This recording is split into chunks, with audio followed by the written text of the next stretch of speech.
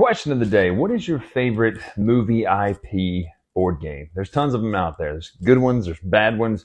But today we're talking about a game called Spectre. Now, you're not playing as James Bond, which I don't know if there's been that many games where you play as James Bond other than the Legendary game. But today we're talking about you're playing as the villains of the James Bond universe, the Spectre organization, as it were.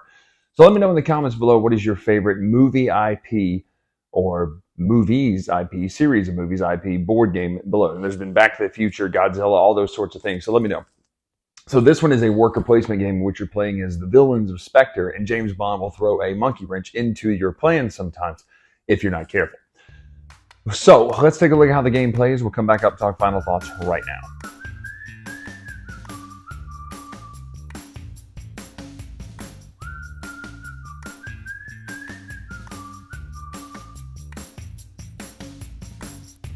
All right, before we go any further in the review, don't forget to check out the Dice Tower merch store at dicetowerstore.com.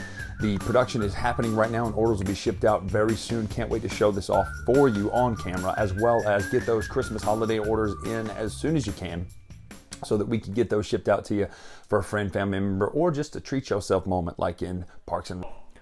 So this is Spectre set up for 2 players. Now everyone's going to get one of the classic Bond villains that is connected to Spectre. Each of them is going to have art from the movie, not done in a cheesy way. I think it looks pretty good. An advantage that only applies to them, as well as 2 action spaces on their player board that both of their types of workers can go to, or their pawns or henchmen or whatever. One's a villain, one's a henchman. Yes, that's a Yoshi Band-Aid. I sliced it while putting on a backsplash. But the henchman is in the square base, the villain is in the circle base. There's one card that refers to an enforcer. That is a misprint, so just know Skyfall actually means henchman. These 2 spaces show both the circle and the square, which means both types of workers can go there. These are going to start your schemes covered with a face-down token. If James Bond were to flip this over for you, it would increase the cost. The cost of flipping these schemes is listed at the bottom. It's the 3 different types of resources. And this action basically will allow you to open these up. These are player powers, and sometimes they're actions that you can then take. Sometimes they're bonuses and advantages. Sometimes they're instant. Everyone's different. Every player board is different. So that is a unique thing to it. On the game board out here, you're going to see 8 different regions, or I guess 7 different regions, 2, 3, 4, 5, 6, 7, 8. There is a region 1, and that is because these dice have to be able to be rolled to match these numbers. This symbol on it means James Bond will attack a player. Essentially, this number system works to where James Bond will be in a region, 007. Now, the way it works is you're going to take your actions, and I really have to ding this. The rule book is very unclear on several things. I don't know what happened, why that is, but it's very unclear in the book how you actually even take your actions. Now, I'm aware that it says a sentence that players will place their villain and then their henchman, but it doesn't say in phase 1 and phase 2. It does here on the game board, but in the rule book, I think that would be necessary. But anyway, you're going to be taking the different actions of these regions or your player board. Notice they all have the circle and square. Some of them just have a circle, some of them have a square on your player board. Everyone's going to get a name plaque associated with their position in Spectre.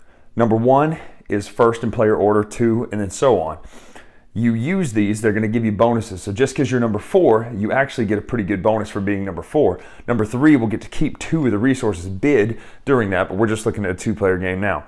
When you go to these spaces, essentially what they're going to do is put a cube, one of your henchmen or your agent cubes out here, and then you'll also get whatever's listed below. So this would give us 2 briefcases.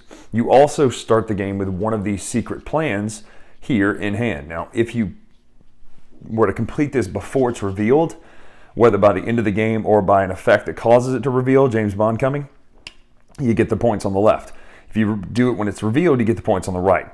This one would mean that you have to have the majority in 2 and spend 3 resources. And they're all pretty much like that. Have a majority here and do this, or have 4 majorities, etc. Different ways to gain points. Now, let's go through the different actions really quick. They always show placing a cube. Some of them are place a single cube, like this one. This one is place a cube here in 3, and then also 1 in 3, 7, or 8. The reason this matters is, after both workers have been placed, you're going to check to see who has majorities. And we only have 1 player color out here, but obviously this will be full of cubes. Whoever has the majority will take the majority token. Again, that matters due to some secret playing cards. It's not really necessary. You can still look at the board and see, but it helps you keep track. That's so then you'll do the majorities, and once you do once you have these actions figured out, this one's put a cube. Again, they all let you put one cube. This one's pay resources to move up on the Spectre track, which is victory points. This one is gain 2 gold, gain, it flips here for some reason, place cubes, place a cube on 8, and then the gain 2 briefcases. Now the reason this matters is the majorities also give you a bonus. Let's go through the majority bonus. This one is 2, so it's the first region that activates.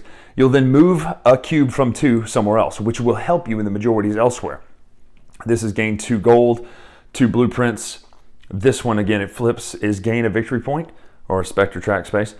Gain a resource of your choice, gain 2 briefcases. Now this one is move 3 of your cubes from here. The reason that matters is you don't get to count it from majority since it activates in this direction for this turn. Now it may help you next turn. You're then going to do the mission card. At the beginning of the round, number 1 will read the mission card off, and it has certain objectives. This is basically, this one's easy to complete. It's agents anywhere on the board, and then you're going to bid. In a 2-player game, you have to have 6 mission points. Let me show you the different missions so you'll see what the different qualifications are. This one is someone will need to put a character here, a circle character here, the villain here. If they do that, they get 3 mission points, that player does. Now, it's a collective victory of the mission, but the person who has the most mission points in doing this will gain the ability to complete one of their secret plans, and plus anybody who contributes to the bidding. If you're short, for instance, you will be short here, because this is only 3 points. You'll then need to make up the difference by bidding gold. Now, Blofeld can use any resource, but other people would have to use just gold to bid. And if they hit the mission point threshold, which in this case is 6, the people who contributed will move a victory point, as well as everyone who contributed will draw a secret plan, and then the person who had the most victory points, and ties are friendly in this case, but not in the majority's case, will get to complete a secret plan. You'll take the points for that. Then what will happen is the number 1 person will roll the 2 dice. If this symbol shows up, it's a little track here, it shows remove 1 of each player's agents from each region. So boom, pull 1 from each region. If it's 1, 2, or 3 in that, or 1, 2, 3, or 4 in that, and then a 2-player game, 3 and 4 will revert back to 1 and 2. You're going to have somebody flip a scheme over, which makes it worth more more resources to go there. And then you'll have them flip one of their secret plans face up, which is pretty dirty. If it's a region, the bond chip here will go sit at that region. So we're at 4. It removes agents there, and then agents and villains and henchmen cannot be put there next turn or while he's there. So he may sit there for 2 turns. You'll rinse and repeat until all the mission cards have been completed, or Emilio Largo has an ability to end the game early. Person with the most points at the end of the game wins the games, and again, you will be able to complete your secret plans at the end for the smaller amount.